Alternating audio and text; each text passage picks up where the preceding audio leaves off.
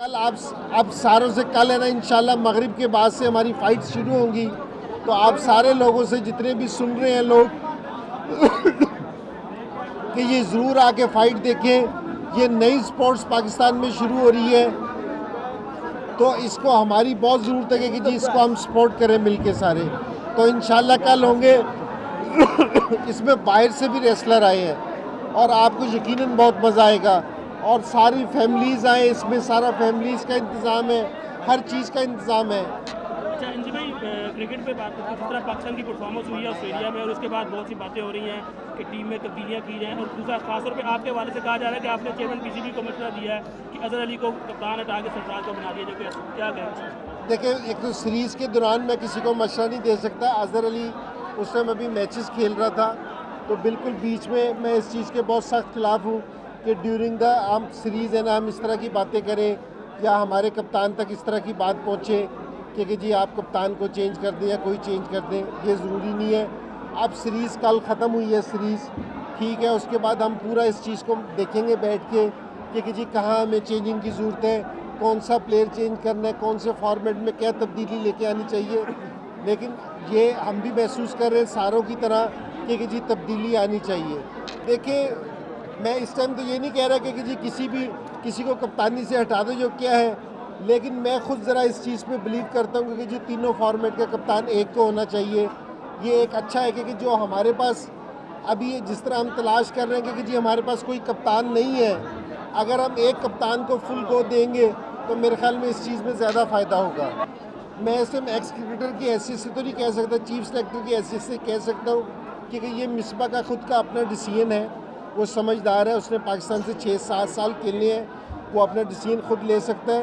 तो मेरे ख्याल में हम इंतज़ार कर रहे हैं कि मिसबा से सारी चीज़ों का, तो फिर इंशाल्लाह इसके आगे देखेंगे क्या हो सकता है। देखिए, ये नहीं कहना चाहिए कि जी 35 साल का खिलाड़ी है उसको फारिग कर देना चाहिए, या इस खिलाड़ी को, मेरे ख्याल में परफॉर्मेंस देखनी चाहिए और टीम की ज़रूरत देखनी चाहिए, दस्तयाबी देखनी चाहिए, उसके हिसाब से चेंज करना चाहिए।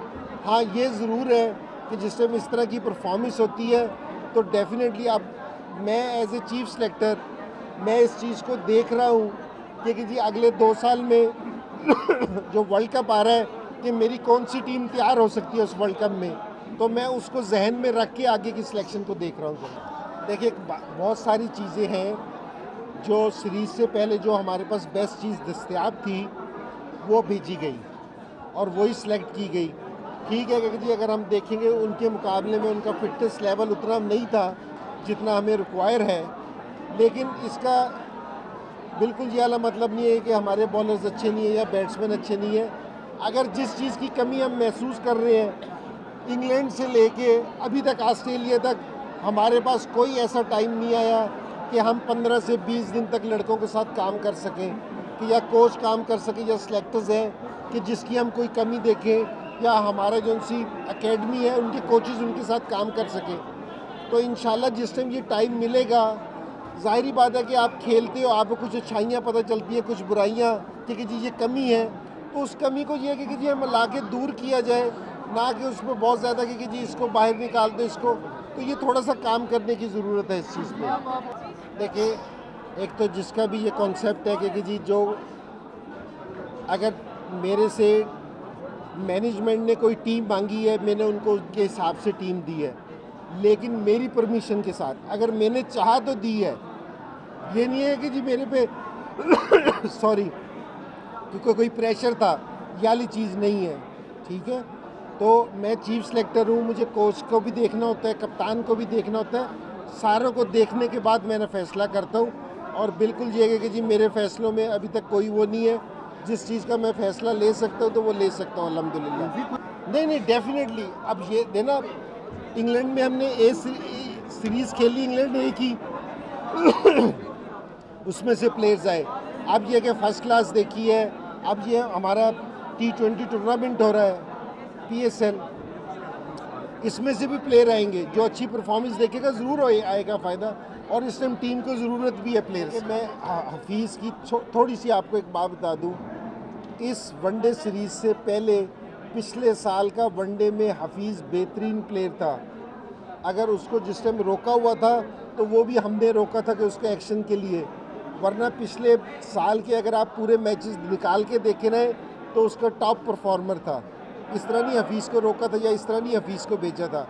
और मैं जिस प्लेयर्स को भी भेजा, जिसको मैंने रोका, जिसने अपनी फ़र्स्ट क्लास में कमिटमेंट शो की, सारे मैचेस खेला, उसको बाद उसको मैंने भेजा है। हालांकि हफीज़ की जो उनकी परफॉर्मेंस थी, अगर प्रीवियस परफॉर्मेंस देखते तो उसकी वनडे में सबसे बेहतरीन परफॉर्मेंस थी। उसके बावजूद भी मैंने उसको एक्शन की वजह से हमने उसको ज़रा डिले किया कि जी थोड़े से मैचेस वगैरह खेल लें। रणजी भाई, जिस तरह आप लोग 3 लोग आए हैं मिक्स मार्शल आर्ट्स में, आप समझते हैं कि बाकी खेलों से भी और क्रिकेटर्स को भी इस खेल की तरफ आना चाहिए ताकि ये खेल पाकिस्तान में फरोग पाए? नहीं, बिल्कुल होना चाहिए। देखिए, हर स्पोर्ट्स को है ना प्रमोट करना चाहिए, हर स्पोर्ट्स। अब मैं स्पोर्ट्समैन हूँ, ये नहीं कि जी मैं क्रिकेटर हूँ अब सिर्फ क्रिकेट की तरफ ही रहूँ। तो मेरी दूसरे स्पोर्ट्समैनों से भी ये वाली चीज़ है कि वो भी आके इसको है ना प्रमोट करें। इसमें यह है कि जी बड़ी पूरी दुनिया में ये इतना पॉपुलर है। और जी अभी अब देखें, एक बड़ी अच्छी चीज़ जो देखने में आई है कि देखिए ब्राज़ील से आए हैं, अफ़गानिस्तान से लोग आए हैं, चाइना से लोग आए, सारे कंट्रीज से लोग आ रहे हैं इस चीज़ के लिए। तो हमारे लिए ये बहुत अच्छा है। मेरा सारे अपने जो स्पोर्ट्समैन भाइयों से भी ये है कि वो भी आके इनको सपोर्ट करें, और दूसरे लोगों से भी है कि जी वो भी आके सपोर्ट करें। मैं आप सारों को भी शुक्रिया अदा करता हूँ कि जिस तरह आपने आके यहाँ इसको सपोर्ट कर रहे हैं, ये बड़ी अच्छी चीज़ है। Thank you.